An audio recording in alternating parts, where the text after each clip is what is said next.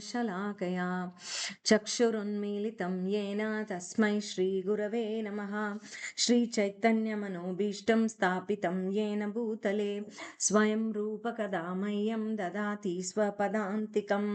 वन्देऽहं श्रीगुरु श्रीयुतपदकमलं श्रीगुरून् वैष्णवांश्च श्रीरूपं साग्रजातं सहगण रघुनाथान्वितां तं सजीवं साद्वैतं सावधूतं परिजनसहितं कृष्णचैतन्यदेवं श्रीराधा कृष्णपादान् सहगण ललिता श्रीविशाखान्वितांश्च। हे कृष्णा करुणा सिन्धु दीनबन्धो जगत्पते गोपेश गोपिका कान्त राधाकान्त नमोऽस्तुते। तप्त काञ्चन गौराङ्गी राधे वृन्दावनेश्वरी वृषभानुसुते देवी प्रणमामि हरिप्रिये। वाञ्छाकल्पतरुभ्यश्च कृपा सिन्धुभ्य एव च पतितानां पावनेभ्यो वैष्णवेभ्यो नमो नमः।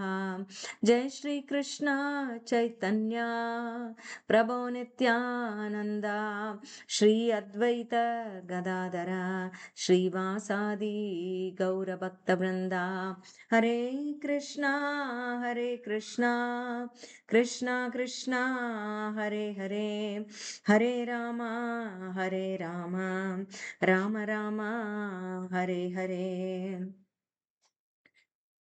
श्री श्री भगवद गीता की जय। श्रील प्रभुपाद की जय। हरे कृष्णा। இன்னைக்கு 10வது அத்தியாயம் பூரணத்தின் வைபவம். இது நான் என்னோட அந்த ஈவினிங் கிளாஸ்ல நிறைய சொல்லியிருக்கோம். இது பத்தி வைபவம் அப்படின்னா குணத்தினுடைய ஒரு பெட்டர் வேர்ட், ஹையர் வேர்ட்னு வச்சுக்கோங்களேன். இன்னும் செம்மையா சொல்லணும் அப்படின்னா குணம் அப்படிங்கிறது தான். அந்த பூரணமாக பகவானை பார்க்கிறோம் அப்படின்னா அந்த பூரணத்திற்கான வைபவம் என்ன, அந்த பூரணத்திற்கான குணம் என்ன, தன்மை என்ன, அதை தான் பார்க்க போறோம். வைபவம் அப்படிங்கும் போது என்னென்ன வரும் அப்படின்னா வலிமை, புகழ், செல்வம், அறிவு, அழகு, துறவு. அதாவது 6 ஆப்யூலன்சஸ் அப்படின்னு சொல்லுவாங்க. 6 குணங்கள் பகவானுக்கு. அதுதான் இவற்றை இவர் பூரணமாக கொண்டவர். வலிமையும் பூரணம் அவர்கிட்ட, ஸ்ட்ரென்த். அப்புறம் புகழ், ஃபேம், அதுவும் அவர்கிட்ட பூரணமா இருக்கு. செல்வம், வெல்த் அவர்கிட்ட இல்லாததே இல்லை. அது போல அறிவு, நாலேஜ், அப்படி அந்த இன்டெலிஜென்ஸ் அப்படின்னு சொல்லலாம். அறிவு, அழகும் பூரணமாக கொண்டவர், துறவும் பூரணமாக கொண்டவர். அதாவது எதுக்குமே அட்டாச்மெண்டோட. இப்ப முக்குணங்களை படைக்கிறார், ஜட உலக படைக்கிறார், எல்லாத்தையுமே படைக்கிறார். ஆனா துறவு மனப்பான்மையோட இருக்கார். அவற்றிலிருந்து பற்றி கொண்டு அவர் இருக்கல, விலகி இருக்கிறார். சோ இது துறவிலும் அவர் முழுமையாக இருக்கிறார். சோ இப்படியாக பூரண குணபூரணன் அப்படின்னு சொல்லுவாங்க. குணத்தில் பூரணமானவன் பகவான். அந்த பூரணமானவர், அவருடைய குறையற்ற அந்த நிறைவாக இருக்கக்கூடிய அந்த பகவானின் வைபவம் இதுல நம்ம பார்க்க போறோம். புருஷோத்தமரான முழுமுதற் கடவுள் பகவான் அப்படின்னா அதைத்தான் இங்க சொல்றாங்க. மொத்த ஸ்லோகங்கள் 42. முன் அத்தியாய தொடர்பு இதுக்கு என்ன அப்படின்னா தூய பக்தியே ராஜகுஹ்யம் அப்படின்னு சொன்னோம் நேத்து. தி மோஸ்ட் சீக்ரெட் நாலேஜ், ராஜவித்யா ராஜகுஹ்யம் அப்படின்னு சொன்னாரு. மிக ரகசியமான அறிவுன்னு பார்த்தோம். அந்த ரகசியமான அறிவை கேட்டுக்கிட்டோம். அப்ப பகவான் கிருஷ்ணர் மேல் மனதை நிறுத்துவது அப்படின்னு சொல்லிட்டாங்க. அப்ப அந்த அவர் மேல நிறுத்தணும்னா அவருடைய குணம் எப்படிப்பட்டது அப்படின்னு தெரிஞ்சா இன்னும் கொஞ்சம் நல்லா நெருங்கி போகலாம் இல்லையா? அதனாலதான் இதை சொல்றாரு. இப்போ தன்னுடைய வைபவம் என்ன அப்படின்னு சொல்லி அதன் மேல் எப்படி மனதை நிறுத்துவது என்பது பற்றி இந்த அத்தியாயத்துல சொல்றார்.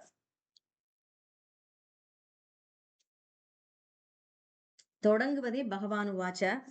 அதான் பூய ஏவ மகாபாஹோ ஸ்ருணு மே பரமம் வச்சஹ யத்தேஹம் பிரியமானாய வக்ஷ்யாமி ஹிதகாம்யயான்னு சொல்றார். அதாவது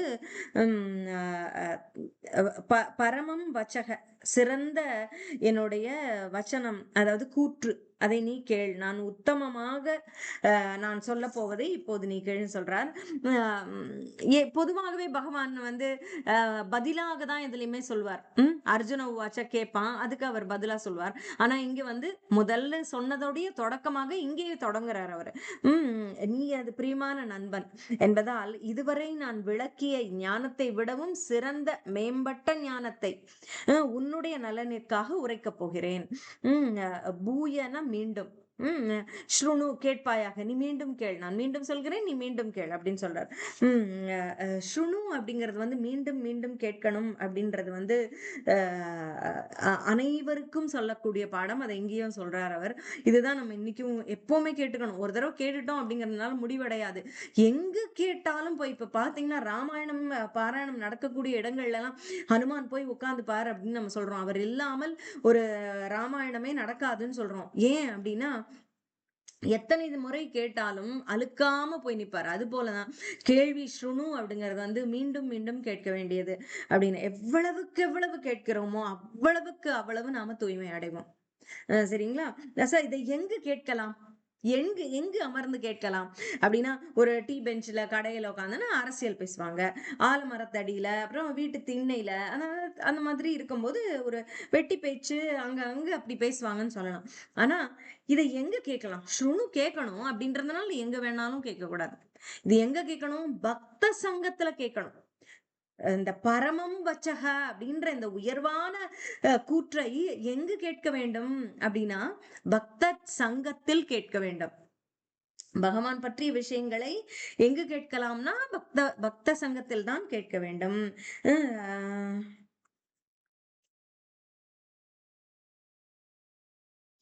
அதாவது இப்ப சின்ன குழந்தைகள் வந்து ஏன் இதை கேட்கணும் அப்படின்னா ஒரு சின்ன ரசமான ஒரு விஷயம். நீங்க குழந்தைங்களை வெளில கூட்டு போனீங்கன்னா என்ன சொல்லுவோம்? ஐம் போர்ட் எனக்கு ரொம்ப போர் அடிக்குது, நான் என்ன பண்ணுவேன்னு தெரியல, வா வீட்டுக்கு போலாம் அப்படிங்கும். எங்க போனாலும் அதோட வயசுக்கு யாராவது இருந்தாதான் அதுக்கு தேவையில்ல. இல்ல இப்ப பெரியவங்களா இருந்தாலும் அது கூட விளையாடணும். இப்ப நம்ம வீட்டுக்கு ஒரு குழந்தை கூட்டிட்டு ஒரு ஒரு பொண்ணு வரா அப்படின்னா அத வச்சே நம்ம பேசுவோம். அப்படி இல்லைன்னா அதுக்கு உடனே போர் அடிச்சிடும். உடனே வந்து இல்ல அம்மாவை பிடுங்க ஆரம்பிச்சிடும். வா வீட்டுக்கு போலாம், வீட்டுக்கு போலாம், வீட்டுக்கு போலாம். இல்ல அவ எங்க வெளியில கடைக்கு போலான்னு சொல்லி கூட்டிட்டு வந்திருந்தானா கடைக்கு போலாம், வா போலாம் அப்படின்றோம். சோ அப்ப அது போலதான் நம்ம புலன்கள்.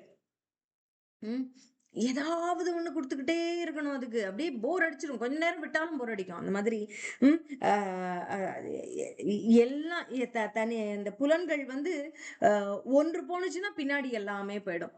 அது போல ஒரு ஒரு விஷயத்தை ஒரு புலனுக்கு கொடுத்தா போதும்.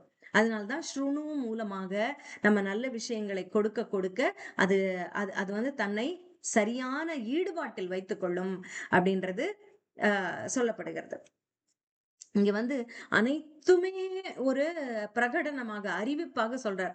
இதை கேட்டுக்கோ, இதெல்லாம் என்னோட டிக்ளரேஷன், என்னோட அறிக்கைகள். இது வந்து 100% நான் வந்து இப்ப உனக்கு வாக்குறுதி மாதிரி சொல்றேன் அப்படின்னு சொல்லி சொல்றார். ரொம்ப உறுதியான என்ன சொல்றது அறிக்கைகள் இதெல்லாம். மகரிஷிகள் தேவர்கள் கூட என்னை அறிவதில்லை, ஏனெனில் அவர்களுக்கும் மூலம் நான் அவர்களுக்கு மூலமாக இருக்கிறேன். ஆனால் அவர்கள்லாம் என்னை முழுமையாக அறிவார்களா தெரியாது. அனைவருக்கும் நான் மூலம்தான், ஆனால் பக்தர்கள் தான் என்னை அறிவார்கள் அப்படின்னு சொல்றார். தாய் தந்தை உதாரணமாக பிறந்த பிற்பாடு நமக்கு நினைவு கெட்டும் காலம் முதல் தான் அவர்கள் பற்றி நமக்கு தெரியும். அதுக்கு முன்னாடி அவர்கள் மூலம் நமக்கு தெரிந்திருக்க வாய்ப்பில்லை. அவர்களுடைய மூலம் என்ன அப்படின்னு நமக்கு தெரியாது. அதை நாமே விரும்பி கேட்டால் ஒழிய அவர்கள் சொல்ல போவதில்லை இல்லையா? எனவே பொதுவாக என்னை நம் பெற்றோரின் மூலம் நாம் அறிய மாட்டோம். அதாவது நாம் பெற்ற பிள்ளையின் மூலம் அறியலாம், ஆனால் நம் முன்னோரின் மூலம் நாம் அறிய மாட்டோம். அதாவது இது என்ன சொல்றாரு அப்படின்னா நம்முடைய பெற்றோர்களின் மூலத்தை அறிவதற்கு நாமே விரும்பினால் தான் போய் அறிந்து கொள்ள முடியும், கேட்டுதான் தெரிஞ்சுக்க முடியும். இப்ப நம்ம குழந்தைகளின் மூலம் என்ன நாம் அப்படிங்கறது நமக்கு தெரியும். ஆனால் நம்முடைய பெற்றோர்களின் மூலம் நாம் அறிய மாட்டோம். அது போல இந்த அவரே படைத்திருந்தாலும் இந்த மகரிஷிகள்லாம் அவரே படைத்தவர்கள் தான். ஆனால் அவர்களுக்கு வந்து தன்னை படைத்தவனின் மூலம் எங்க தெரியும்? அதுக்காக தான் இது சொல்றார். பெற்றோர்கள் பற்றி குழந்தைகள் பற்றி ஏன் சொல்றாரு அப்படின்னா நமக்கு வந்து நாம படைத்திருக்கோம் அப்படின்னா நம்ம குழந்தைகளோட மூலம் நமக்கு தெரியும் நாம அப்படிங்கிறது.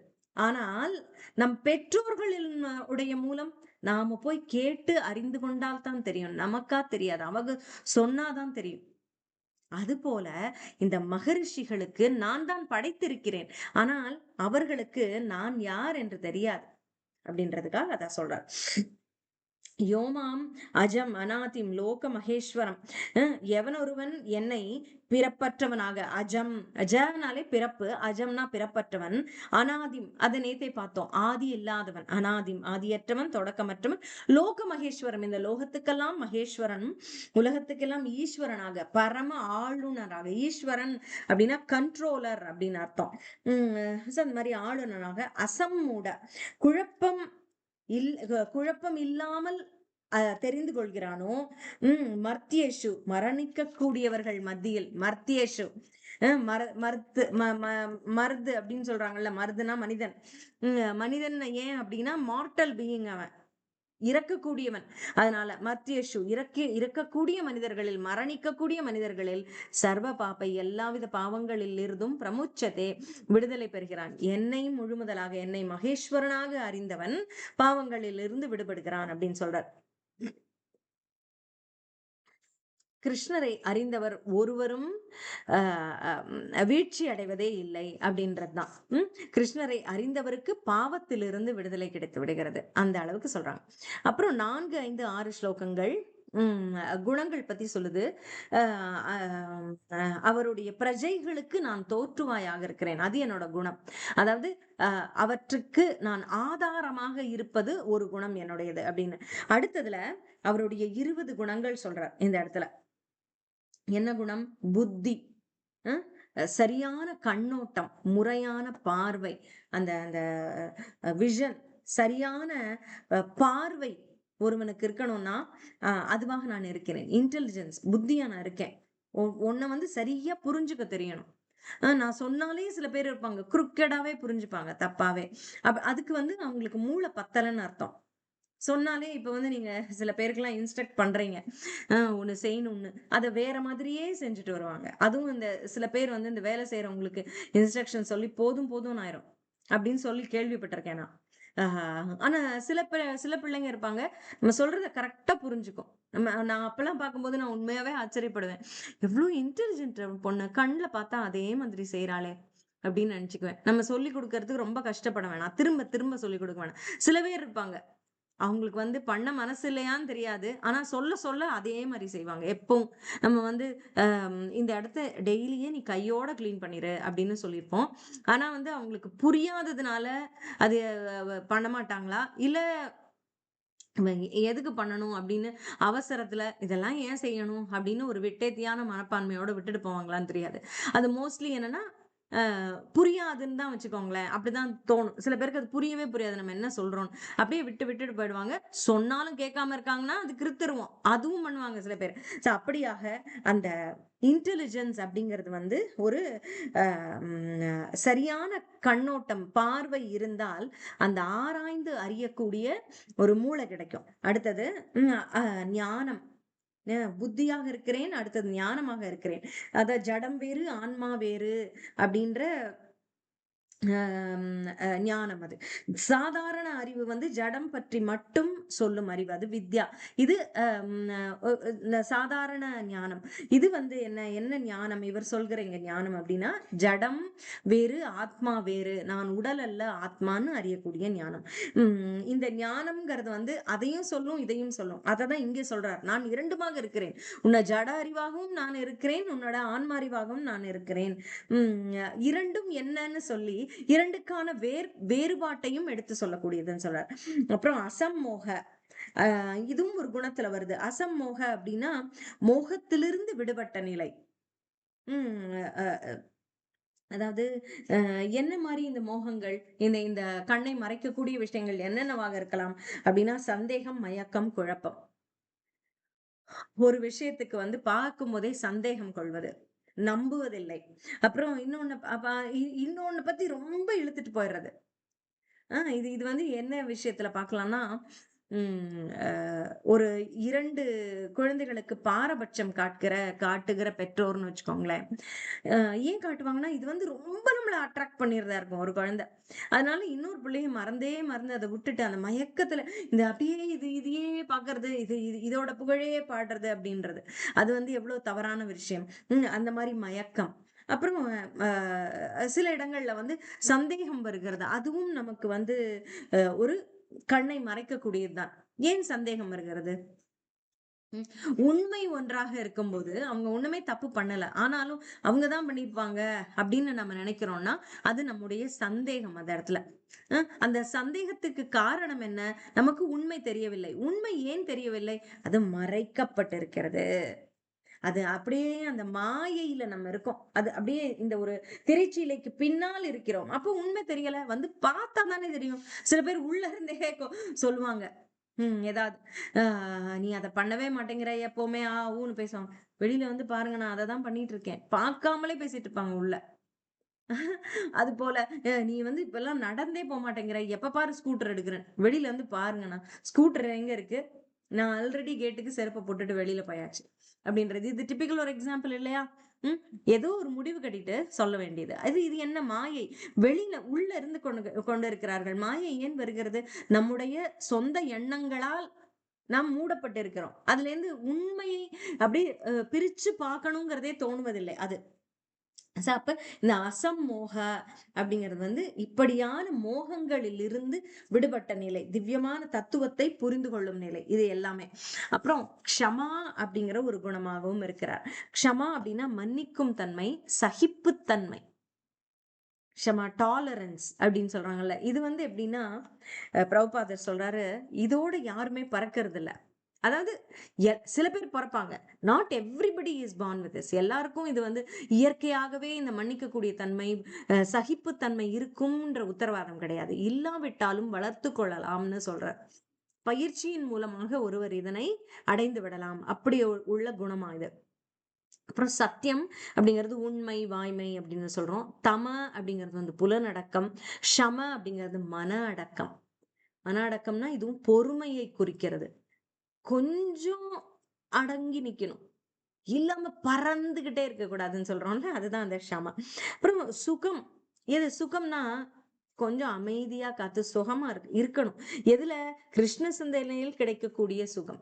அது அப்படி இருக்கும்போது ஒரு அமைதி கிட்டுகிறது அது. அப்புறம் துக்கம். கிருஷ்ண உணர்வு இல்லாத போது, கிருஷ்ணர் அருகாமை கிடைக்காத போது, கிருஷ்ண பக்தி செய்ய முடியாத போது ஏற்படக்கூடிய துக்கம். அத சொல்றாங்க. அப்புறம் பவனா பிறப்பு, அபவனா இறப்பு. பிறப்பாகவும் இருக்கிறேன், இறப்பாகவும் இருக்கிறேன். பயம், எதிர்காலம் பற்றிய பயம். அது. அப்புறம் அபயம், பயமின்மை. பக்தனுக்கு பயம் இல்ல. இல்லையா? நம்ம அது முன்னாடி பார்த்திருக்கோம். பக்தியினுடைய இறுதி குறிக்கோளே பயம் இன்மை அப்படிங்கிறது. அது. அப்புறம் அஹிம்சா. உடல் ஹிம்சை மட்டுமில்ல, மன ஹிம்சையையும் இது குறிக்கிறது. ஒருவர் மனதை புண்படுத்தினாலும் அதுவும் ஹிம்சை தான். அப்படின்னு. அப்புறம் சமதான சமநிலை. விருப்பு வெறுப்புக்கு அப்பாற்பட்ட நிலை. துஷ்டினா திருப்தி. இன்னும் இன்னும் இன்னும் வேணும் இன்னும் வேணும் அப்படின்னு இல்லாம ஒரு திருப்தியான நிலை. அப்புறம் தவம். உம் இந்த இது விரும்பி ஏற்றுக்கொள்ளும் மனக்கட்டுப்பாடுகள், உடல் கட்டுப்பாடுகள். தவம் பற்றி நான் முன்னாடி சொல்லியிருக்கேன். அதாவது விரும்பி ஏற்றுக்கொள்வது. தானா நமக்கு கிடைக்காம இருக்கிறதுங்கிறது வேற. அதாவது நம்மளுடைய வறுமையின் காரணமாக நம்ம சிலதை வாங்கிக் கொள்ள முடியவில்லை, நாம் அனுபவிக்க முடியவில்லை என்பது வேறு. உம் உணவு உண்ண முடியவில்லை. இதுதான் நம்மால் உண்ண முடியும் அப்படிங்கிறது வேறு. ஆனால் அங்க நமக்கு வந்து எவ்வளவோ செல்வம் இருக்கிறது. நாம் நினைத்ததை செய்து கொள்ளலாம். அப்படிங்கிற நிலையிலும் நம்மை கட்டுப்படுத்தி வைத்துக் கொள்கிறோம் பார்த்தீங்களா? உம் எவ்வளவோ ஒரு பெரிய விருந்தே இருக்கிறது. ஆனால் நான் உண்ண மாட்டேன்னு நினைக்கிறோம் பார்த்தீங்களா? அதுதான் தவம். அதாவது விரும்பி ஏற்றுக்கொள்ளும் கட்டுப்பாடுகள். அப்புறம் தனம் அப்படின்னா கொடை. அது. அப்புறம் யஷனா புகழ். அந்த புகழ் என்கிற குணத்துக்கும் அவன் இருப்பிடமாக இருக்கிறான். அப்புறம் அயஷ இகழ்ச்சி. புகழ், இகழ் இரண்டுமே. இது நல்ல கெட்ட அனைத்து குணங்களிலும் கிருஷ்ணர் இருக்கிறார். இந்த குணத்திலெல்லாம் நான் இருக்கிறேன் அப்படின்னு சொல்றார். அப்புறம் வேறு எங்கெல்லாம் நான் இருக்கிறேன், இந்த பூரணத்தின் வைபவம் எப்படிலாம் நீ பார்க்கலாம், இந்தந்த குணத்துல எல்லாம் பார்க்கலாம் அப்படின்னு சொன்னவர், இந்த குணத்தில எல்லாம் நீ வேறு எதில எல்லாம் என்னை பார்க்கலாம்? 7 மகரிஷிகள், 4 குமாரர்கள், உம் இவர்கள் குமாரர்கள் வந்து ரிஷிகளுக்கும் முன்னானவர்கள் இவர்கள் அவர்கள். அப்புறம் மனு, அவரிலும் நான் இருக்கிறேன். என்னிடம் இருந்து என் மனதிலிருந்து தோன்றியவர்கள் தான் இத்தனை பேரும். எல்லா உயிரினங்களும் அவர்களிலிருந்து தோன்றியவை. அதுக்கப்புறம் மனுவில இருந்தா மற்ற எல்லாரும் தோன்றினாங்க. சோ அவர்கள் தோற்றத்திற்கெல்லாம் தோற்றமாக நான் இருந்தேன் அப்படின்னு சொல்றார். அப்புறம் 10.7ல இப்படிப்பட்ட எனது வைபவத்தையும் யோக சக்தியையும் எவன் உண்மையாக அறிகின்றானோ அவன் களங்கமற்ற பக்தி தொண்டில் ஈடுபடுகின்றான், இதில் சந்தேகமில்லை. இதை உணர்கிறவன், உணர்றதல்னா என்ன அப்படின்னா, இதை வந்து சரி அறிந்து கொள்வது உணர்ந்து கொள்வது அதில் என்ன வேறுபாடு? அறிந்து கொள்வதுன்னா அறிந்து கொள்வது ஓகே அப்படி இருக்குன்னு சொல்றாங்க. அதை ஏற்றுக்கொண்டு அதை நம்பி நாம் வந்து பக்தி செய்கிறோம், அவனை முழுவதுமாக அப்படியாக தான் அவன் இருக்கிறான்னு ஏற்றுக்கொள்கிறோம் பாருங்க. அது நான் சில சமயம் யோசிச்சிருக்கேன். இப்போ சில பேர் வந்து இந்த கிருஷ்ண கதைகள் சொல்லும்போது எங்கோ ஒன்று நடந்ததாக சொல்லுவாங்க. இங்க இப்படி செய்கிற சில பேர் சொல்லும் போது பாத்தீங்கன்னா, சில மகாராஜ் எல்லாம் பார்த்திருக்கேன். சில பேர் லெக்சர்ஸ் கேட்கும்போது அவர்கள் தானே அவர்களுக்குள் ஒருவராக இருந்து அனுபவித்தது போல சொல்வாங்க. இப்ப வந்து கிருஷ்ணர் வந்து விருந்தாவன காடுகள்ல மாடு மேய்க்க சென்றார். அவருடைய நண்பர்கள் இருந்தாங்க, பலராமரோடு போனார். அப்ப வந்து அந்த மேய்ச்சலுக்கு போகும்போது எப்படி இருந்தது விவரணைகள்லாம் பற்றி சொல்றாங்கன்னு வச்சுக்கோங்க. அப்ப தானும் அங்கு இருந்ததாக சொல்லுவாங்க. சில வந்து அப்படி சொல்லப்படுகிறதுன்னு சொல்லுவாங்க. இன்டைரக்டா சொல்லுவாங்க. சிலர் வந்து டைரக்ட் ஸ்பீச்ல சொல்லுவாங்க. அப்படி சொல்லும்போது அதுதான் உணர்ந்து சொல்வது. அதை முழுமையாக அவர்கள் ஏற்றுக்கொண்டு விட்டார்கள்னு அர்த்தம். அதனாலதான் இப்படி சொல்லப்படுது, இப்படி சொல்றாங்கப்பா அப்படின்னா, ஏன் உனக்கு அது தோணலையா, நீ அதை ஏத்துக்கலையா அப்படிங்கிற மாதிரி. சோ அவர்கள் ஏற்றுக்கொண்டவர்கள், முழுவதுமாக அதை ஏற்றுக்கொண்டவர்கள் அனுபவித்து சொல்வார்கள். அதை ஏதோ பார்த்த மாதிரி சொல்றான்யா அப்படின்னு நம்ம பாக்குறோம்ல சில இடங்கள்ல. பொய்யே சொன்னா கூட பார்த்த மாதிரி சொல்றான்னு. அது போல உணர்ந்தது போல போல கிடையாது, உணர்ந்தே சொல்லுவார்கள் பெரிய பெரிய மகான்கள் பக்தர்கள் பேசும்போது. அது போல அதுதான் உணர்வதற்கும் அறிந்து கொள்வதற்கும் ஆன வேறுபாடு. சரி, இப்படியாக என்னை அறிந்தவன் களங்கமற்ற பக்தி தொண்டில் ஈடுபடுகின்றான், அவனுக்குதான் பக்தி தொண்டு கிடைக்கும் அப்படின்னு சொல்றார். அப்புறம் 8, 9, 10, 11 முக்கியமான ஸ்லோகங்கள் நீங்க மனப்பாடம் பண்ணிக்கலாம். 10வது இதுதான் மையப்பகுதி அப்படின்றது பகவத்கீதையின் மையப்பகுதியில இருக்கு. நான் சதுர் ஸ்லோகி அப்படின்னு இதை வந்து சதுர் ஸ்லோகின்னு பிரித்து காட்டியவர் வந்து ஸ்ரீமத் ராமானுஜாச்சாரியார். 8 அகம் சர்வஸ்ய பிரபவோ மத்த சர்வம் பிரவர்த்ததே இதி மத்வா பஜந்தே மாம் புதா பாவ சமன்விதா அப்படின்னு ஒண்ணு இருக்கு.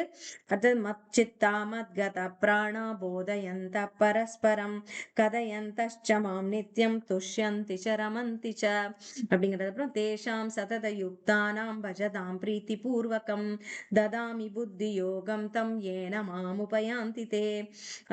அதுக்கப்புறம் 11 வந்து ஒரே நிமிஷம்.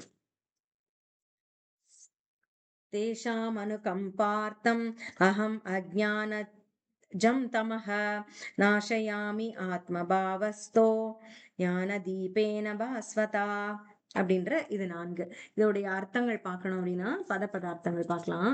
இது டீட்டெயிலா இதை மட்டும் நம்ம பார்த்துருவோம்.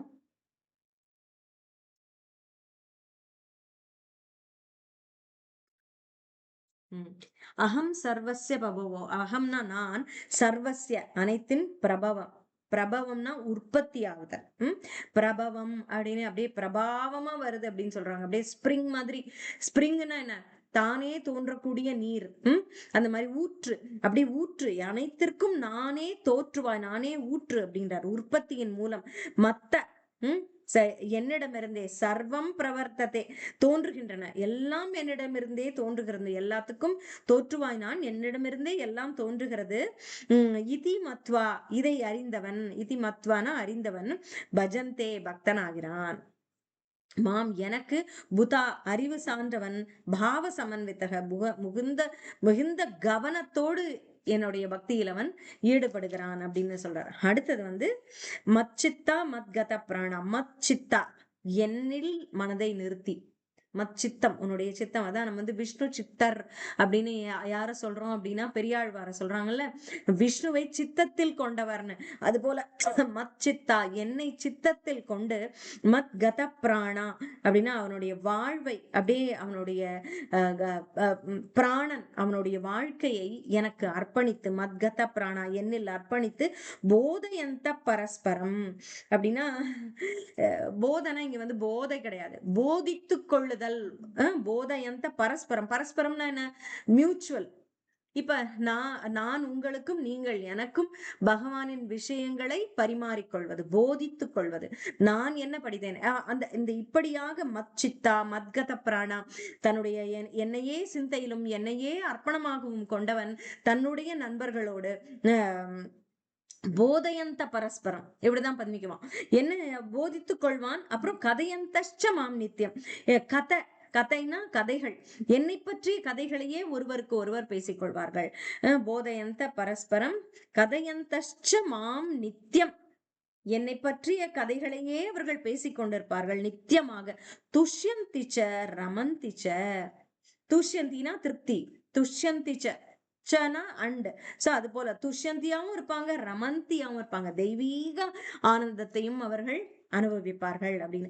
இப்போ இந்த கிருஷ்ணர் கதைகள்ல பாத்தீங்கன்னா, கிருஷ்ணர் பலராமர் வந்து மாடு மேய்க்க சென்ற பிறகு இந்த கோபியர்களும் யசோதை மற்ற மூத்த கோபியர்கள் எல்லாம் கிருஷ்ணரையும் பலராமரையும் ரொம்ப மிஸ் பண்ணுவாங்களாம். அப்ப அவர்கள் செய்யக்கூடிய காரியம் என்னன்னா இதுதான், கதையந்த மாம் நித்தியம். இவனுடைய கதைகளாக பிறந்தது முதல் அவன் எப்படி இருந்தான், என்ன பண்ணா, எங்கிட்ட வந்து என்ன லீல பண்ணா அப்படின்னு அவனுடைய கதைகளாதான் பேசிக்கிட்டு இருப்பாங்களாம், பாடிக்கிட்டு இருப்பாங்களாம். அததான் இங்க சொல்றார்.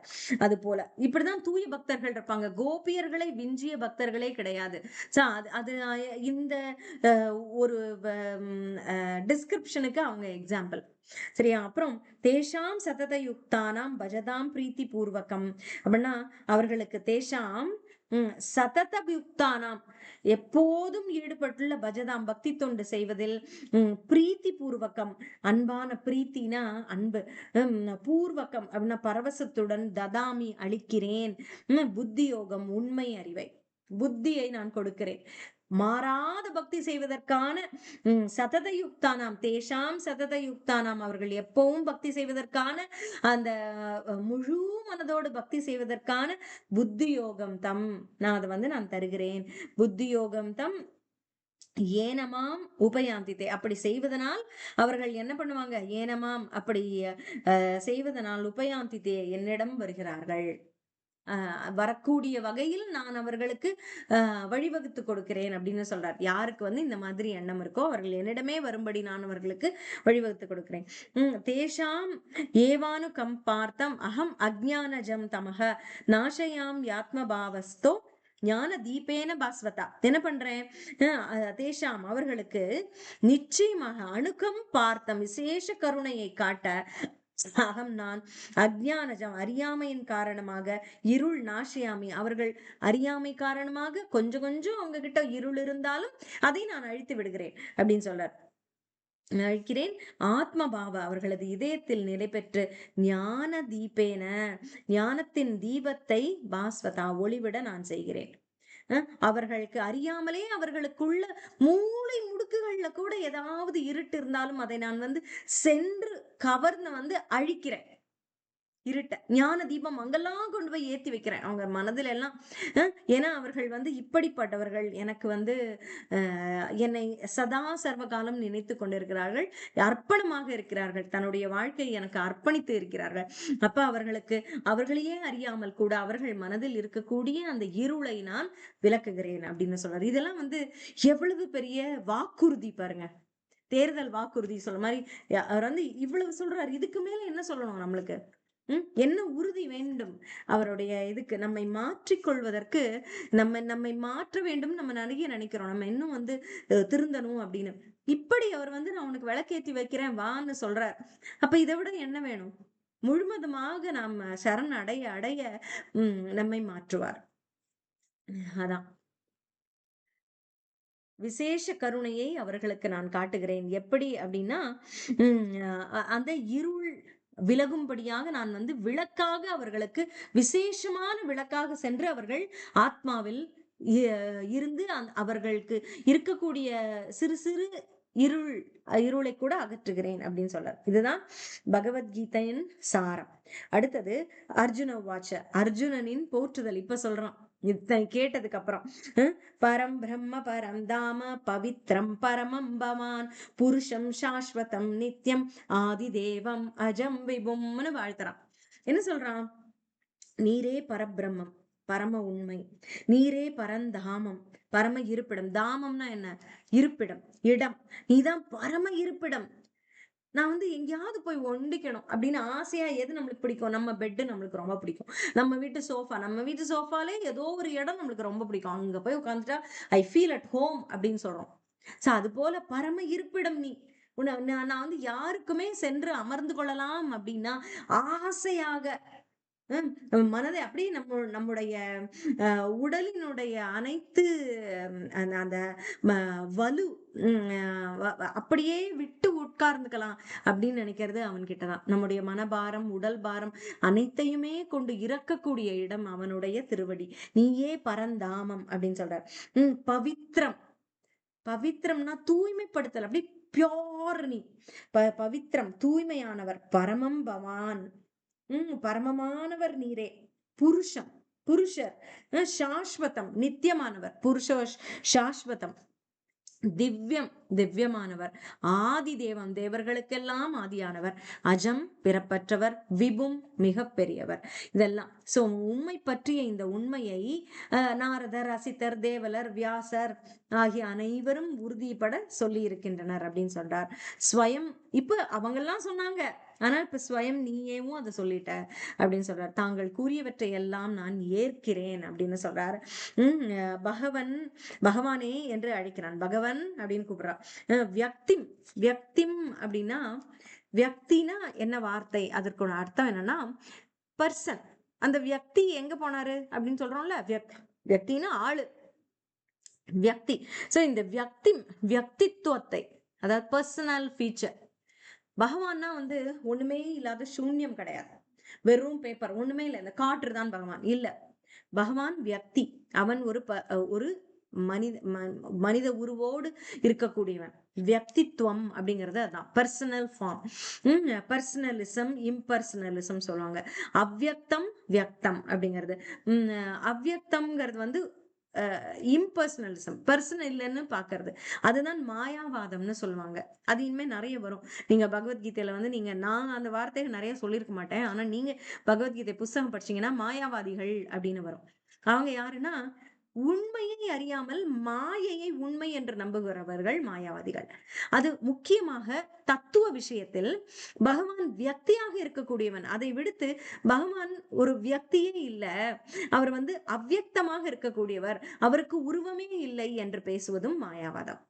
இன்னொரு மாயாவாதம் என்ன அப்படின்னா, பகவானும் நானும் ஒன்றாக நான் பகவானில் ஐக்கியமாவேன் அப்படின்னு சொல்றது. அதான் நான் சொன்னேன் இல்லையா, எப்படி சப்பாத்தி மாவு ஒன்னா சேர்த்தா சேர்ந்துக்கும் அப்படின்றதுதான் அந்த அத்வைத்தம். ஒன்று, இறுதியில் பகவானுடன் நான் ஒன்றாக இணைகிறேன், அவனுடன் ஐக்கியமாகிறேன், ஒன்றாகிறேன்னு நினைக்கிறது. அப்படி இல்லை, பகவான் இங்க இருக்கிறான், நான் அவனுக்கு சேவகனாக போய் இங்க நிற்கிறேன் அப்படிங்கிறது அத்வைத்தம். சாரி, அத்வைத்தம், துவைத்தம். இரண்டு தன்மை. ஆனா இன்னும் இதுல என்னன்னா, துவைத்தம் மட்டும் இல்ல, துவைத்தம் இரண்டு டுவாலிட்டி மட்டும் இல்ல. இது வந்து அச்சிந்திய பேதா அபேதம், டிஃபரன்ஸும் இருக்கு ஒன்னாவும் இருக்கு அப்படின்னு உணர்வது. அதான் அச்சிந்தியம். அதாவது நம்ம மூளைக்கு அப்பாற்பட்டது அப்படின்னு சொல்லப்படுகிறது. இப்ப கண்ணுல ஒன்னே ஒண்ணு பாக்குறோம், அது மட்டும்தானா புரிஞ்சுக்கும். ஆனா நம்ம கண்ணுக்கும் நம்ம புலன்களுக்கும் அப்பாற்பட்டது அது அப்படின்னு பாக்குறது. சோ அப்படியாக வியக்தித்துவம் அப்படின்றது வந்து பகவான் வியக்தி அப்படின்னு சொல்லி இங்க கூப்பிடுறார். தேவர்களும் உன்னோட வியக்தித்துவத்தை வந்து அவர்கள் அறிய மாட்டார்கள். அப்படின்னு சொல்றாரு. தேவர்களோ அசுரர்களோ அறிய முடியாது அப்படின்னு சொல்றாரு. அப்புறம் புருஷர்களில் உத்தமன் நீ, பூத பாவனக அனைத்துக்கும் மூலம் நீ, பூதேஷ அனைத்துக்கும் இறைவன் நீ, தேவர்களுக்கு தேவன் நீ, ஜகத்பதே ஜகதுக்கே பதி. பத்தினா யாரு? கணவன் அப்படின்னு சொல்றோம். பத்தினா காப்பாளன் அப்படின்னு. சோ ஜகத்பதே அப்படின்னா ஜகதுக்கு நீ பாதுகாவலன் அப்படின்னு சொல்றார். ஸ்வயம் ஏவ ஆத்மனாத்மானம் அப்படின்னா ஸ்வயம் ஏவ உம்மால் மட்டுமே உண்மை அறிய முடியும். ஸ்வயம் ஏவ ஆத்மானாத்மானம். ஆத்மானம்னா எத்தனை மீனிங் தெரியுமா? ஆத்மானம்னா உன்னையே, ஆத்மா உன்னாலதான் உன்னையே அறிய முடியும் அப்படிங்கிறது. அது போல உமது வைபவம், குணம், தன்மை என்ன எங்கும் வியாபித்திருப்பது, அது அது ஒன்று இருக்கிறது. அந்த வைபத்தை எனக்கு விவரமாக கூறு அப்படின்னு திரும்ப சொல்றாங்க. நீ எங்கும் இருக்கிறாய் இல்லையா, அதை பற்றி சொல்லு அப்படின்னு. சதா சதா பரிச்சிந்தையன், எப்போதும் எண்ணிக்கொண்டிருக்க வேண்டும். என்னால் நீ எங்கெல்லாம் இருக்கியோ, நான் எங்கெல்லாம் இருக்கேனோ நீ எல்லா இடத்துலயும் இருக்க அப்படின்னு எனக்கு தெரிஞ்சதுன்னா எனக்கு ஈஸி தானே. உன்னை வந்து நீ எல்லா இடத்துலயும் நீக்கமர நிறைந்திருக்கிறாய்ன்ற அந்த தன்மை எனக்கு கொஞ்சம் விபரமா சொல்லு. எல்லா இடத்துலயும் இருக்கதானே அப்படின்னு ஒரு கன்ஃபர்மேஷனுக்காக கேட்கறான். இவனுக்கு தெரியும், இருந்தாலும் நம்ம கேட்கிறோம்ல சில சமயம், 8 மணிக்கு தானே ட்ரெயின் அப்படின்னு தெரியும், ஆனாலும் கேட்டுக்கிறோம் இல்லையா? நமக்கு ஒரு சந்தேகமா இருக்கு, அது சரிதானான்னு சரி பண்ணிக்கிறோம். அது போல கேட்கிறான். சதா பரிச்சதன், எப்போதும் நான் அது உன்னை எண்ணிக்கொண்டே இருக்க வேண்டும்ங்கிற எண்ணத்தினால கேட்கிறான். நீ வந்து நீக்கமர எல்லா இடத்திலும் நிறைந்திருப்பாயே, அதையும் எனக்கு சொல்லுன்னு. கதம் வித்யாமகம், எப்படி அறிவது, அதை நான் எப்படி அறிந்து கொள்வது?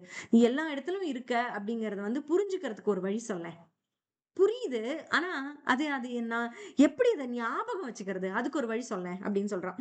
கேஷு கேஷுச்சு பாவேஷு, உம்முடைய வேறு எந்த எந்த இயல்புகளை தோற்றத்தை சிந்தியோசி பகவன் மயா, என்னால் சிந்தையில் வைத்துக் கொள்ள முடியும், அதையெல்லாம் நீ கொஞ்சம் சொல்ல. உன்னோட என்னென்னத்தெல்லாம் நான் ஈஸியா டக்குன்னு ஞாபகப்படுத்திக்கலாம், அதை கொஞ்சம் சொல்ல. மனப்பாடம் பண்றதுக்கு வழி சொல்லுங்க அப்படின்ற மாதிரி. இந்த டேபிள்ஸ் மனப்பாடம் வச்சுக்கணும், ஏதாவது ஷார்ட்கட் இருக்கான்னு கேட்கறோம்ல, அந்த மாதிரி பகவானை வந்து எப்போதும் ஞாபகம் வச்சுக்கணும்னா எனக்கு ஒரு வழி சொல்லுங்களேன் அப்படின்னு கேட்கிறேன். அப்ப விஸ்தாரமான உமது வைபவங்களை எனக்கு சொல்லுங்கள், விபரமா நீ சொல்லு அப்படின்னு சொல்றார். உனது கதாமிருதம், உன்னை பற்றி பேசுவதில் எனக்கு ஒருபோதும் திருப்தி ஏற்படுவதே இல்லை. உன் கதாமிருதத்தை கேட்டுக்கொண்டே அந்த அமிர்தம் வந்து பொதுவாக சீக்கிரமா தெவிட்டிரும் கொஞ்சம் சாப்பிட்டா, ஆனா உன்னோட கதாமிருதம் எனக்கு தெவிட்டுவதே இல்லை அப்படின்னு சொல்றார். நமக்கும் அப்படித்தானே, எவ்வளவு தடவை கேட்டாலும் அதுல வந்து தெவிட்டாத இன்பமாக, தெவிட்டாத அமிர்தமாக இருக்கிறது அவனுடைய கதை. அத கிருஷ்ணர் தனது விபூதிகளை வர்ணித்தல் அடுத்த பகுதி. விபூதி அப்படின்னா பகவானின் தன்னிகரற்ற எல்லையற்ற வைபவங்களை குறிக்கிறது, அதான் விபூதி. இதை எப்படி சொன்னோம்? தன்மை, குணம், பண்பு, அதெல்லாம் வைபவம்னு சொன்னாங்க. வைபவமே விபூதி. அதான் எல்லாம் ஒரே வார்த்தைகள் தான், ஒன்றையே குறிக்கிறது, அவரோட தன்மையை குறிக்கிறது. பகவான் வாச்ச அப்படியே ஆகட்டும் அப்படின்னு சொல்லி ஆரம்பிச்சு சொல்றாரு. பிராத்தான்யமானதை மட்டும்தான் சொல்வேன் அப்படின்னா, வைபவங்கள் எல்லையற்றது, அதுல நான் வந்து பிராத்தான்யம் அப்படின்னா முக்கியம், பிரைமரி, அதை மட்டும் நான் சொல்றேன். பௌதிக புலன்கள் எல்லைக்குட்பட்டவை, அவற்றை கொண்டு எல்லையற்ற அத்தனையும்லாம் நீ புரிஞ்சுக்க முடியாது. அது வந்து எல்லையற்றது என்னோடது.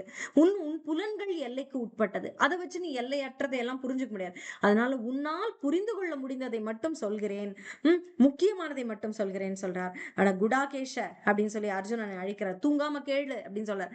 ஏன்னா அவன் தூங்காம இருக்கக்கூடியது அவனுடைய தன்மை. அதனால தூங்காம இருக்கக்கூடிய குடாகேஷனே, அர்ஜுனனே, நீ இதை நான் சொல்வதை கேள் அப்படின்னு சொல்றாரு. அனைத்து உயிர்களுக்குள்ளும் உள்ள பரமாத்மா நானே, முதல்ல சொல்லிடுறேன். அனைத்து உயிர்களுக்கும் உள்ளும் இருக்கிற பரமாத்மா நான். உயிர்களின் ஆரம்பம், நடு, இறுதி மூன்றும் நான் அப்படின்னு சொல்ற. அடுத்தது 12 ஆதித்யர்கள்ல, அதாவது பிராத்தானியம் இந்த மாதிரி ஒரு குரூப், அதுல லீடர் நான் அப்படிங்கிற மாதிரி. 12 ஆதித்யர்களில் நான் விஷ்ணு. இதை அப்படியே நான் லிஸ்டா படிச்சுட்டே வரேன், நீங்க கேட்டுனே வந்துருங்க. ஜோதிகளில் நான் ரவி, சூரியன். பலவிதமான ஜோதிகள் இருக்கு. அதாவது நம்ம ஸ்டார்ஸ் சொல்றோம் இல்லையா, சோ எத்தனையோ சூரியன்கள் இருக்கு, அதுல நான் அந்த மாதிரி ஜோதிகளில் நான் ரவி. ரவினா சூரியன். அப்புறம் மருத்துக்கள் அப்படின்னா காற்று, பலவிதமான காற்று, அவற்றில் நான் மரீச்சி அப்படின்னு சொல்ற. 50 வகையான காற்றுக்கள் இருக்கான், அந்த காற்றுகள்ல நான் மரீச்சி அப்படின்னு சொல்ற. நட்சத்திரங்களில் நான் நிலவு. நட்சத்திரங்கள் அப்படிங்கிறது வந்து இங்க வெறும் ஸ்டார்ஸ் அப்படின்றத மட்டும் குறிக்கல, இங்க எது குறிக்குதுன்னா அந்த வானில் நிலவக்கூடிய அந்த செலஸ்டியல் பாடிஸ் அப்படின்னு சொல்லுவாங்கல்ல, அவை விண்ணில் இருக்கக்கூடியவற்றில் நான் நிலவு, வேதங்களில் நான் சாம வேதம் அப்படின்னு சொல்றாரு. அப்புறம் வாசவ அப்படின்னா இந்திரனின் மறுபெயர். சோ தேவர்களின் நான் வாசவன் அப்படின்னு சொல்றாரு. ஏன்னா அவன் தான் முதன்மையானவன், அவர்களுக்கு மன்னன். அதனால புலன்களில் நான் மனம். புலன்கள் 5 இருக்கு. இது ஆறாவதும் புலன் தான். அந்த மனம்ங்கிறதும் புலன் தான். அந்த அதாவது அவற்றை கூட அடக்கிடலாம், ஆனா மனதை அடக்க முடியாது. அதனால மனம். இந்த புலன்களுக்கு நான் கண்ணு, நான் மூக்குன்னு சொல்லல அவர், நான் மனம் சொல்லிடுறாரு. அதுக்கெல்லாம் ஹெட். அப்புறம் பூதானாம் அஸ்மி சேத்தனா. உயிர்வாழிகள்ல, அதாவது உங்களையும் என்னலையும் என்னவா இருக்காரு அப்படின்னா உயிரா இருக்காராம். நமக்குள்ள வந்து நெஞ்சா இல்ல, ஹார்ட்டா இல்ல, கிட்னியா இல்ல, லிவரா இல்ல, மூளையா இல்ல, என்னவா இருக்காரு? உயிரா இருக்கார். உயிர் சக்தி.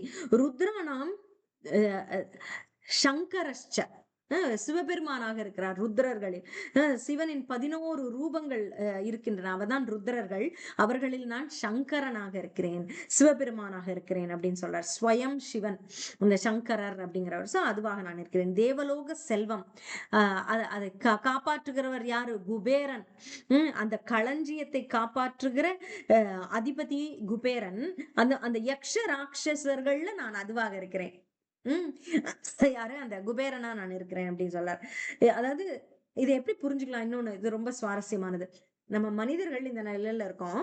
நம்மளை விட உயர்ந்தவர்கள் தேவர்கள், கீழே இருக்கவங்க ராட்சசர்கள் நம்மளுக்கு தெரியும். நம்ம இந்த தேவர்களுக்கும் மனிதர்களுக்கும் நடுவில் இருக்கவங்க யார் தெரியுமா? கந்தர்வர். கந்தர்வர்னு சொல்றாங்கல்ல, நடுவுல இருக்கவங்க. தேவர்களும் இல்ல, மனிதர்களும் இல்ல, கொஞ்சம் பெரியவங்க. அதான் வந்து சித்ராங்கதன் ஒரு கந்தர்வனா தான் இருக்கான்.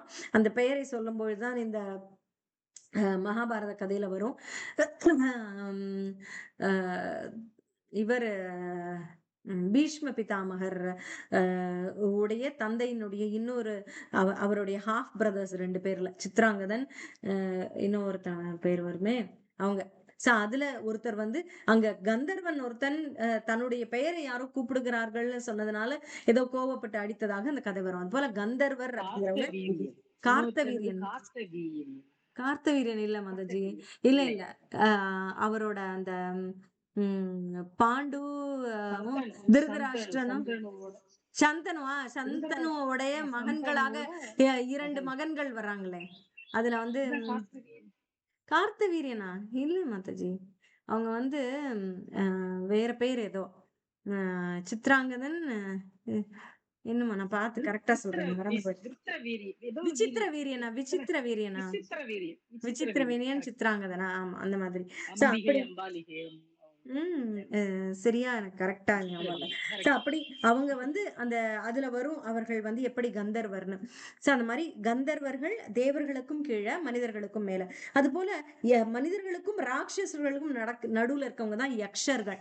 அவங்க ராட்சசர்கள் அளவுக்கு கெட்டவங்க கிடையாது. அவர்ல ஒருத்தர் தான் இந்த குபேரன். அந்த யக்ஷர்கள் அந்த யக்ஷ ராட்சசர்களுக்கே தலைவனாக இருக்கக்கூடியவர் குபேரன். அந்த அந்த ட்ரெஷரி, அந்த களஞ்சியத்துக்கு, அந்த செல்வ களஞ்சியத்துக்கு அதிபதியாக இருக்கக்கூடியவன். அந்த மாதிரி யக்ஷ ராட்சசர்கள்ல நான் வந்து குபேரனாக இருக்கிறேன் அப்படின்னு சொல்றார். அவன் எனது பிரதிநிதி அப்படின்னு சொல்றார். அவன் வந்து தேவர்களின் மத்தியிலும் இருக்கிறார். அவர் அத்தனைக்குமே தேவர், கந்தர்வர், ராட்சசர் அனைவருக்குமாக அவன் வந்து அந்த களஞ்சியத்துக்கு தலைவனாக இருக்கிறான். அவன் தான் குபேரன். அடுத்தது அஷ்டவசுக்கள், பஞ்சபூதங்கள் அப்படின்னு சொல்லக்கூடிய பஞ்சபூதங்களும் 8 வசுக்களும், அதுக்குள்ள நான் அக்னியாக இருக்கிறேன். ஏன்னா அக்னி தான் முக்கியமானது. அதனுடைய வெப்பத்தின் மூலமாக தான் வாழ்க்கையே வரும். சில்லுட்டு போயிருச்சுனாலே என்ன, பிரேதம். பிரேதம் எப்படி இருக்கும்? சில்லுன்னு போயிடும். ஒரு சூடு இருக்கு அப்படின்னா உயிர் இருக்குன்னு அர்த்தம். அது போல நான் வந்து அக்னி அப்படிங்கிறது முக்கியமானது. அந்த பஞ்சபூதங்கள் 8 வசுக்கள்ல. சோ அதுல நான் வெப்பமாக இருக்கிறேன், நான் அக்னியாக இருக்கிறேன்னு சொல்றார். மேரு ஆன்மீக வானில் இருக்கக்கூடிய மலை, அந்த மிகச்சிறந்த இயற்கை வளங்கள் கொண்டது அந்த அந்த மலை. சோ அந்த மலைகளில் நான் மேருவாக இருக்கிறேன் சொல்றார். செல்வந்தர்களின் செல்வமாக இருக்கிறேன், படித்தவர்களின் படிப்பாக இருக்கிறேன் அப்படின்னு சொல்லலாம். பகவானை விபூதிகள் வர்ணிக்கின்றன. புரோகிதர்களில் ப்ரஹஸ்பதி. ப்ரஹஸ்பதி யாரு? இந்திரனின் ஸ்வர்கலோகத்தில் இருக்கக்கூடிய புரோகிதர். சோ புரோகிதர்களில் நான் பிரகஸ்பதியாக இருக்கிறேன். சேனாதிபதிகளில் நான் கார்த்திகேயனாக இருக்கிறேன், முருக கடவுள். அப்படின்னு சொல்ல. தேவர்களின் சேனை தலைவர், சேனை தளபதி யாரு? ஸ்கந்தன் அப்படின்னு சொல்றவர், அப்படின்ற கார்த்திகேயன், அவனாக நான் இருக்கிறேன் சொல்றார். சரசாம் அஸ்மி சாகர. சரசு அப்படின்னா நீர்நிலைகள். அந்த நீர்நிலைகள்ல நான் கடலாக, சாகரமாக இருக்கிறேன், சமுத்திரமாக சொல்றார். மகாரிஷிகளில் பிருகுமுனி. பிருகுமுனி தான் வந்து பிரம்மா சிவன் விஷ்ணுல சோதனை பண்றார். யாருக்கு வந்து க்ஷமா அதிகம், அந்த அந்த டாலரன்ஸ் அதிகம் அப்படின்னு, அந்த சகிப்புத்தன்மை யாருக்கு அதிகமா இருக்குன்னு தேடி போறாரு இல்லையா அந்த பிருகுமுனி. அவர் வந்து பிரம்மாவின் மகன். அந்த மகரிஷிகளில் நான் பிருகுவாக இருக்கிறேங்கிறார். சப்தங்களில் நான் ஓம்காரமாக இருக்கிறேங்கிறார். யஜ்ஞானாம் ஜப யஜ்ஞங்கிறார். யஜ்ஞங்கள்ல அவர் வேற யஜ்ஞங்களையே சொல்லல, ஜபம்னு சொல்லிட்டார். ஜபம் யஜ்ஞம்ங்கிறது இதுல தெரியுது பாருங்க, பகவத்கீதையிலேயே சொல்லப்படுகிறது. சோ நீங்க 4 ரவுண்டு பண்றீங்களா, 2 ரவுண்டு பண்றீங்களா, ஒரு ஜபம் பண்றீங்க அப்படின்னாலே நீங்க யஜ்ஞம் பண்ணிட்டு இருக்கீங்கன்னு அர்த்தம். சாது. அப்புறம் அசையாத மலைகளில் நான் இமயமலை, மரங்களில் நான் அரச மரம், தேவ ரிஷிகளில் நான் நாரதர், கந்தர்வர்களில் நான் சித்திரரதன். அதான் நான் சொல்றேன், சித்திரரதன். கந்தர்வர்கள்ல. அப்புறம் சித்தர்கள், பக்குவமடைந்த யோகிகள்.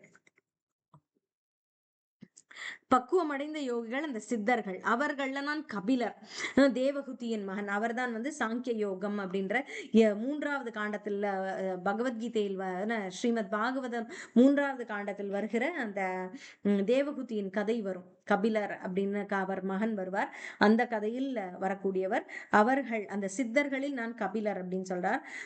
அவர் பகவானின் அவதாரமாகவே கருதப்படுகிறார். அவர் என் பிரதிநிதி. அப்புறம் அஸ்வம், குதிரை. பார்க்கடலை கடைந்த போது தோன்றிய குதிரை இறக்கை, அதாவது அதி துரிதமாக பறக்குமா. அப்படி உச்சைஸ்ரவா அப்படின்ற அந்த வெண்மையான இந்திரனின் குதிரை நான், குதிரைகளில் நான் அந்த குதிரை.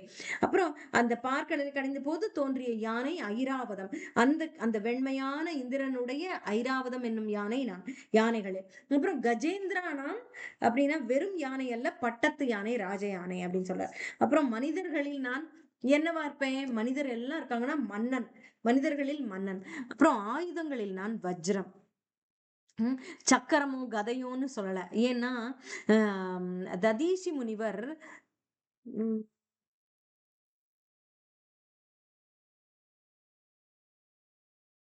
அதாவது இந்த வஜ்ரம்ங்கிற ஆயுதம் வந்து எப்படின்னா, நீங்க எடுத்து அடிக்கவே வேண்டாம்.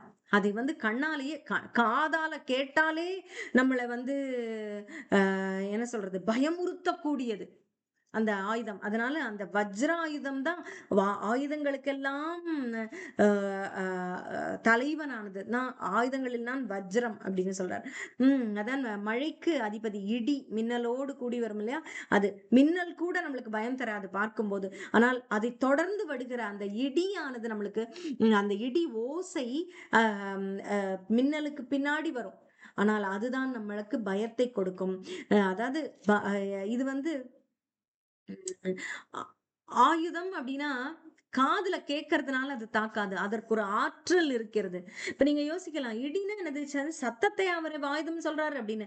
வெறும் சத்தத்தாலேயே அதற்கு அவ்வளவு ஆற்றல் இருக்கிறது. அதனாலதான் இடிதாங்கின்னு ஒண்ணு வைக்கிறாங்க பாத்தீங்களா, ஒவ்வொரு பெரிய பெரிய பில்டிங்குக்கு மேலயும். அதுல இருந்து ஒரு ஆற்றல் வரும். அந்த ஆற்றல் அந்த இடிதாங்கி இல்லைன்னா இந்த இடிதாங்கி வாங்கிக்கும் அந்த ஆற்றலை, அப்படியே அதை பூமிக்கு கொடுத்துரும். அப்படி அந்த இடிதாங்கி இல்லைன்னா அது வந்து நேர அந்த பில்டிங் மேல விழும். விழுந்தா அந்த பில்டிங் வந்து பிளவு அடையும்.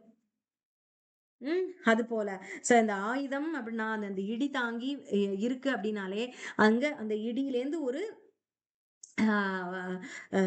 ஒரு ஆற்றல் வருகிறது என்பது என்று அர்த்தம்.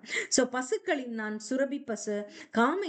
காம இச்சைகளில் வந்து நம்ம வந்து உடல் உறவை வந்து எப்போதுமே ஒரு ஒரு வேண்டாததாகவோ இல்ல ஒரு தவறானதாகவோ நினைக்கிறோம். ஆனால் அதுதான் வந்து நம்ம இந்த இதுவாக என்ன சொல்றது, பிரஜைகளை தோற்றுவிக்க கூடியது. அதனால அந்த புனிதமான உடல் உறவாக நான் இருக்கிறேன், காம இச்சையில் நான் உடல் உறவாக இருக்கிறேன் அப்படிங்கிறார். இதற்கு ஆணும் பெண்ணும் ஈர்க்கப்பட வேண்டும் இல்லையா? அத்தகு காமத்தை ஏற்படுத்தக்கூடிய காமதேவன் நான் தான், மன்மதன் அப்படின்னு சொல்றார். காம இச்சைகளில் நான் காமதேவனாக இருக்கிறேன் அப்படின்னு சொல்றார். சர்ப்பங்களில் நான் வாசுகியாக இருக்கிறேன். வாசுகி தான் பார்க்கடலை கடைவதற்கு உதவியவள். சர்ப்பம்னா ஒரு தலை பாம்பு, நாகம்னா பலதலை பாம்பு, பல தலைகளை உடையது. சோ அப்ப அந்த பல தலை நாகங்கள்ல நான் எதுவாக இருக்கிறேன்? அனந்தன், அனந்த சேஷனாக இருக்கிறேன் சொல்றார். நீர்வாழ் உயிரினங்களில் நான் வருண தேவனாக இருக்கிறேன்.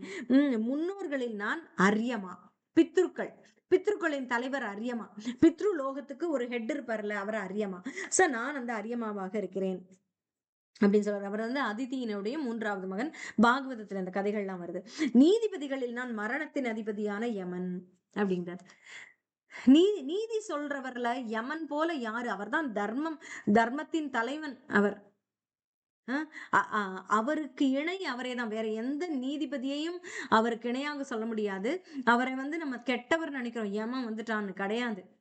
அவர் வந்து ஜட்ஜ்மெண்ட், பெஸ்ட் ஜட்ஜ்மெண்ட் அவர். அதனால நீதிபதிகளில் நான் யமனாக இருக்கிறேன்.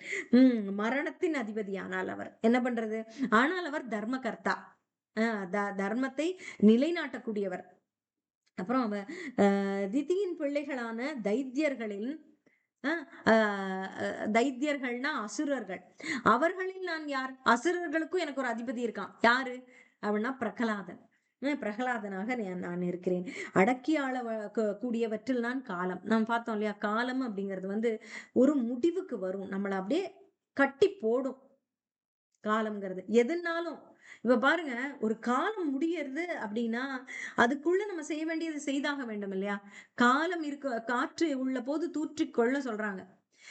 வெளிச்சம் இருக்க, இப்ப வந்து நீங்க இவ்வளவு நேரம் தான் கரண்ட் இருக்கும் அப்படின்னா நீங்க மிக்சி போடுறது, கிரைண்டர் போடுறது எல்லாம் போட்டு வச்சுக்கணுமா இல்லையா? இல்லைன்னா சமையல் நின்று போயிடும். சோ அந்த காலம் நம்மை ஆளும். இந்த ட்ரெயின் பிடிச்சாகணும்னா அதுக்கு நம்ம ஓடுவோமா மாட்டோமா? அந்த நேரம் நம்மை ஓட செய்யும்.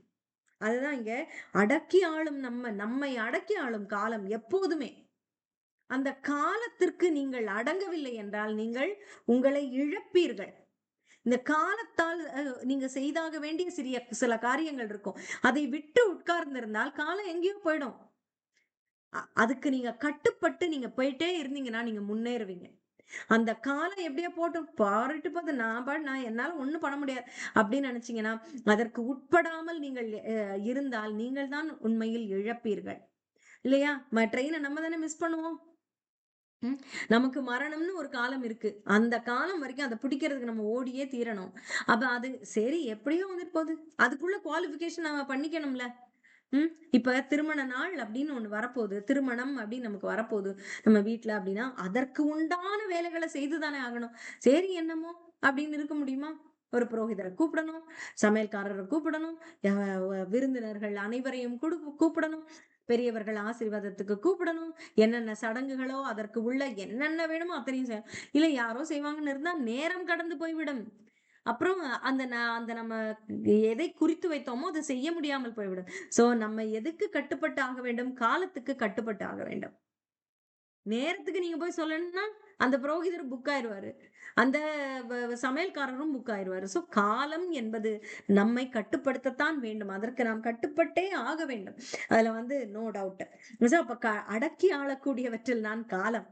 முதல்ல அதை தெரிஞ்சுக்கோ, காலத்துக்கு கட்டுப்படு. இந்த காலத்துல நீ இதை செய்யணும்னா அதை செய்யி இல்லையா? பூஜைக்கு முன்னாடி பூ கட்டணும்னா கட்டி தானே ஆகணும். சமையலுக்கு முன்னாடி காய் வெட்டி ஆகணும்னா வெட்டி தானே ஆகணும். காய் வெட்டவே நேரம் ஆச்சுன்னா சமையல் நேரம் ஆயிட்டு போயிடும்ல, நேரம் கடந்து போயிடும்ல. அது போல அப்ப மிருகங்களில் நான் சிங்கம், பறவைகளில் நான் கருடன், தூய்மைப்படுத்துபவற்றில் நான் வாயு. பூன்னு ஊதுனா இங்க இருக்க குப்பை பறக்குமா? பறக்கும்ல. சோ ஒரு ஒரு ஒரு இடத்தை தூய்மை செய்யணும்னா காற்று மிக முக்கியமானது. அது போல அப்படியே காத்து அடிச்சுக்கிட்டு போயிடுச்சுன்னா தூய்மைப்படுத்தும். அது வந்து நம்ம தூய்மைப்படுத்தும். அப்புறம் ஆயுதம் தரித்தவர்களில் நான் ராமர். அவர் எப்படி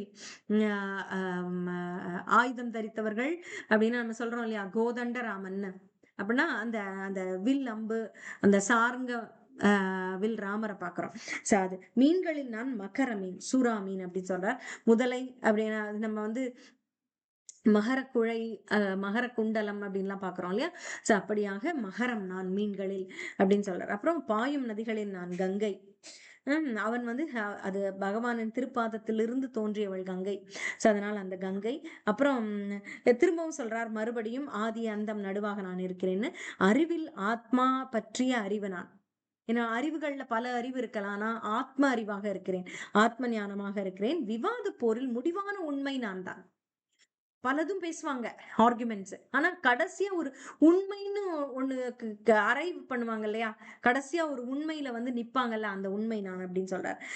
வாத விதண்டாவாதம் பண்ணும்போது அதுல இருக்கக்கூடிய உண்மை, இறுதியாக நிற்கக்கூடிய உண்மை நான் அப்படின்னு சொல்றார். எழுத்துக்களில் நான் முதல் அக்ஷரம் அகரம் அப்படின்னு சொல்றார். கூட்டு சொற்கள்ல துவந்தம் எப்படி சேர்ந்து வருகிறது இல்லையா, அதுல நான் துவந்தமா இருக்கேன். முடிவில்லாத காலம் நான். முடிவே இல்லாத விஷயங்களில் நான் காலம். காலம் வந்து நமக்கு தான் இப்படி கெடு வைக்குமே தவிர அது முடிவில்லாம போயிட்டே இருக்கும். உம் புரியுதா? அது அப்படியே நேர போயிட்டே தான் இருக்கும், அதுக்கு முடிவே கிடையாது. அந்த முடிவில்லாத விஷயங்களில் நான் காலம், படைப்பாளிகளில் நான் பிரம்மா அப்படின்னு சொல்றாரு. அப்புறம் படைப்பும் தொழில் சாதாரணமானதல்ல, மிக கடினமான தொழில். அந்த தொழில் பண்றவங்கள நான் பிரம்மா அப்படின்னு சொல்றாரு. அப்புறம் ஹரணம் அப்படின்றது வந்து மரணம், அழிக்கக்கூடியது. சோ அப்ப அனைத்தையும் அழிக்கக்கூடியது மரணம். அந்த அழிக்கக்கூடிய விஷயங்களில் நான் மரணமாக இருக்கிறேன். சும்மா கையை வெட்டுறது காலை வெட்டுறதுலாம் இல்ல, ஃபுல்லா போற மரணம் நான். அழியக்கூடிய அழிக்கக்கூடிய விஷயங்களில் நான் மரணம். உத்பவச்ச பவிஷ்யதாம், உருவாகுபவற்றில் உற்பத்தியாளன் நான். இங்க வந்து மேனுஃபேக்சரர்ஸ் இருக்காங்க, ஒண்ணு உருவாக்குகிறார்கள்னா அந்த உருவாக்கக்கூடிய பலரும் இருந்தாலும் அந்த உற்பத்தியாளன்னு ஒருத்தன் இருப்பான்ல, அவன் நான் அப்படின்னு சொல்றார். இல்ல சாரி, உருவாகுபவற்றில், அங்க உருவாகி கொண்டு ஒண்ணு வருகிறது அப்படின்னா அதை செய்பவன் நான் சொல்றாரு. உற்பத்தி ஆளன், அதை செய்பவன் நான் அப்படின்னு சொல்றாரு. பானை அங்க ஒண்ணு டெவலப் ஆயிட்டு இருக்கு அப்படின்னா பானையை செய்யறவன் நான். அங்க ஒரு குழந்தை உருவாகி வளர்ந்து கொண்டிருக்கிறதுனா அந்த வளர்ப்பவன் நான். அது போல சோ பெண்கள் ஆண்கள் அவர்களுக்கெல்லாம் இருக்கக்கூடிய சிறப்பு குணங்கள் நான் அப்படின்னு சொல்றார். புகழ், அதிர்ஷ்டம், அழகிய பேச்சு, ஞாபக சக்தி, அறிவு, உறுதி, பொறுமை, இதெல்லாம் பெண்களுக்குள்ள குணமா, இந்த குணமாக நான் இருக்கிறேன் அப்படின்னு சொல்றார். இந்த 7 இயல்புகளும் பெண்களுக்குள்ள சிறப்பு குணங்கள், அதுவாக நான் இருக்கிறேன். அப்புறம் சாமவேதம், சாமவேதத்திலையும் நான் பிருகத் சாமமாக இருக்கிறேன். கவிதைகளில் நான் காயத்ரியாக இருக்கிறேன். மாதங்களில் நான் மார்கழியாக இருக்கிறேன். பருவ காலத்தில் நான் வசந்த காலமாக இருக்கிறேன். ஏமாற்றுபவற்றில் நான் சூதாக இருக்கிறேன். அதுலயும் வர்ஸ்ட் திங் என்ன, சூதாட்டம். அது. அப்புறம் ஒளிர்பவற்றில் நான் தேஜஸாக இருக்கிறேன். நானே வெற்றி, நானே தீரச் செயல். அப்புறம் பலவான்களில் பலம் நான், விருஷ்ணி குலத்தவர்களில் நான் வாசுதேவன், பாண்டவர்களில் நான் அர்ஜுனன். அப்புறம் முனிவர்களில் நான் வியாசர், பெரும் சிந்தனையாளர்களில் நான் உஷனா கவி, சிந்தனையாளர் அவன். பெரிய சுக்ராச்சாரியார் அவர் தான் வந்து உஷனா கவி அப்படின்னு சொல்றாங்க. அவர் வந்து முக்காலம் உணர்ந்தவர், அவர் மிகப்பெரிய சிந்தனையாளர் மற்றும் கவி அவர். அப்புறம் அடக்கியாளும் முறைகளில் நான் தண்டனை. பெஸ்ட், உன்னை அடக்கியாளுன்னா உனக்கு தண்டனை கொடுக்குறேன் அப்படின்னு சொல்றது, தண்டிக்கிறது. அப்புறம் வெற்றியை நாடுபவர்களில் நான் நீதி. வெற்றியை நாடும் போது எது வெற்றி பெறும், நீ வெற்றியை நாடிக்கொண்டு போகிறாய். நீ இங்க ஒரு கேஸ் போட்டதுல 2 பக்கம் இருக்காங்கன்னா நீதி எங்க இருக்கோ அதுதான் நான் அப்படின்னு சொல்றாரு. அப்புறம் ரகசியங்களில் நான் மௌனம். ரகசியத்துல பெஸ்ட், ரகசியத்தை வந்து காப்பாத்தணும்னா பெஸ்ட் என்ன, மௌனமா இருந்துட்டா போதும் இல்லையா. அப்புறம் ஞானிகளில் நான் ஞானம், எல்லா உயிர்வாழிகளையும் உற்பத்தி செய்யும் விதையே நான் தான் அப்படின்னு சொல்றார். அசைபவை அசையாதவை அனைத்திலும் நான் இன்றி எதுவும் இல்லை அப்படின்னு கடைசியா 3 ஸ்லோகங்கள்ல, எல்லையே இல்லையப்பா என்னுடைய தெய்வீக தோற்றங்களுக்கு, நான் கூறியது அனைத்தும் எனது விரிவான வைபவங்களின் ஒரு உதாரணம் தான். அதாவது கொஞ்சம் கொஞ்சம் தான் நான் சொன்னேன், இப்ப நான் வந்து சாமவேதம் சொல்றேன்னா ரிக் யஜுர் அதர்வன அதுவும் நான் தான். ஆனா ஒண்ணு மட்டும் நான் சொன்னேன். அத நான் சொல்றதுக்கு எல்லையே இல்ல அப்படின்னு சொல்றார். இப்ப அழகான புகழத்தக்க வைபவங்கள் அனைத்தும் என்னுடைய தேஜஸின் சிறு பொறியிலிருந்து தோன்றுபவையே என்பதை அறிவாயாக. அது என்னுடைய ஒரு துகள் தான் இப்படி சொன்னதெல்லாம். ஆனால் இதை விவரமாக அறிவதன் தேவை என்ன அர்ஜுனா உனக்கு அப்படின்னு கேட்கிறார். நீ இதை ஏன் தெரிஞ்சுக்கணும்னு நினைக்கிற அப்படின்னு சொல்லி கேட்கிறார். அதை பார்க்கலாம்.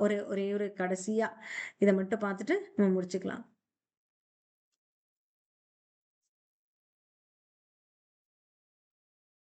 அதாவது अथवा बहुनैतेन किं ज्ञानतेन तार्जुन विष्टभ्याहम् இதம் கிருஷ்ணம் ஏகாம்சேன ஸ்திதோ ஜகத். இதனை விவரமாக அறிவதன் தேவை என்ன அர்ஜுனா அப்படின்னா, என்னுடைய சிறு அம்சத்தின் மூலமாக நான் இந்த பிரபஞ்சம் முழுவதிலும் புகுந்து அதனை தாங்குகின்றேன் அப்படின்னு. அதைத்தான் இப்ப அதனுடைய தேவை என்ன அப்படின்னா அர்ஜுன உவாச்ச அடுத்ததுல வருது. ஆன்மீகம் சம்பந்தமாக பரம ரகசியங்களை அன்புடன் எனக்கு கூறியுள்ளீர். தங்களது இத்தகைய அறிவுரைகளை கேட்டதால் இப்போது எனது மயக்கம் தெளிந்து விட்டது. என் இதெல்லாம் இது நீ ஏன் கேட்கிறாய்னா என்னுடைய மயக்கம் தீர்வதற்காக கேட்டேன்னு பதில் அர்ஜுன உவாச்ச அடுத்த அத்தியாயத்துல வருது. இதைதான் நீங்க கேட்கிறார். இதை நீ எதுக்காக அறிந்து கொள்ள வேண்டும் அர்ஜுனா. நான் தான் அனைத்தும் உனக்கு தெரிந்தது தானே. நான் இதை எங்கு சொல்வேன் உனக்கு. எல்லையற்ற என்னுடைய நீ வந்து எல்லைக்குட்பட்டு கேட்கணும்னு நினைக்கிற அது எவ்வளவு கடினம்.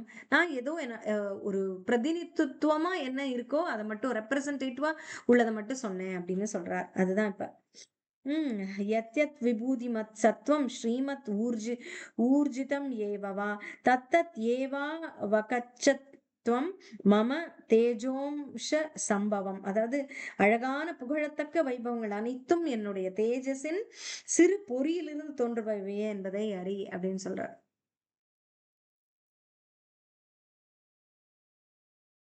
இப்படியாக நான் அது பூரணத்தின் வைபவம் எதை பத்தி வருது அப்படின்னா, நான் இது மாதங்களில் நான் மார்கழி அப்படின்னு சொன்னார் இல்லையா, அது அது வரக்கூடியது. இவற்றில் நான் யார், இவற்றில் நான் யார் அப்படின்னு பெஸ்டா சொன்ன மரங்களில் நான் ஆலமரம் சொல்றார். அது போல எல்லாம் வேதத்தில் நான் சாம வேதம், கவிதைகளில் நான் காயத்ரி அப்படின்னு எல்லாத்துலயும் நான் எப்படி உத்தமமான புனிதமான ஒன்றாக இருக்கிறேன் அப்படிங்கிறத இங்க சொன்னார். ஏன்னா அர்ஜுனன் கேட்டான், நீ சொல்லு உன்னோட வைபவங்களை எனக்கு சொல்லு நான் புரிஞ்சுக்கணும் அப்படின்னு.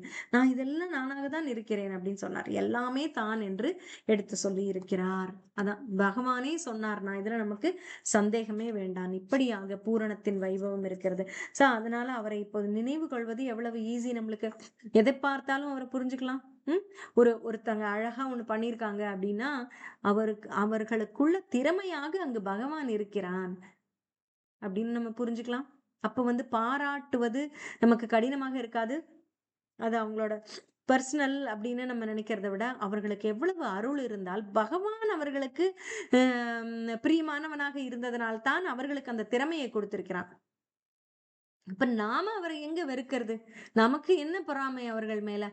இந்த பொறாமைக்கு ஒரு வழிகிட்டுதா பொறாமையை விளக்குவதற்கு, அவாய்ட் பண்றதுக்கு பாத்தீங்களா? இப்ப வந்து ரொம்ப அழகா வேலைப்பாடோடு சிலர் ஒரு சில விஷயங்கள் செய்கிறாங்க அப்படின்னா அவற்றை வந்து நம்ம பார்க்க தெரிய முடியுமா? எப்படி பண்றா நமக்கு தான் வரவே மாட்டேங்குது அப்படின்னு நினைக்க முடியுமா? அப்ப என்ன நினைக்கணும்? அப்படி நினைக்க கூட தோணலாம். அது தவறு இல்லை. சில பேருக்கு தோணும். ஏன்னா அதுதான் மனித இயல்பு. அது இருக்கதான் செய்யுது. அதை எப்படி எடுத்துக்கொள்ளலாம்னா இப்ப என்ன சொல்றார்?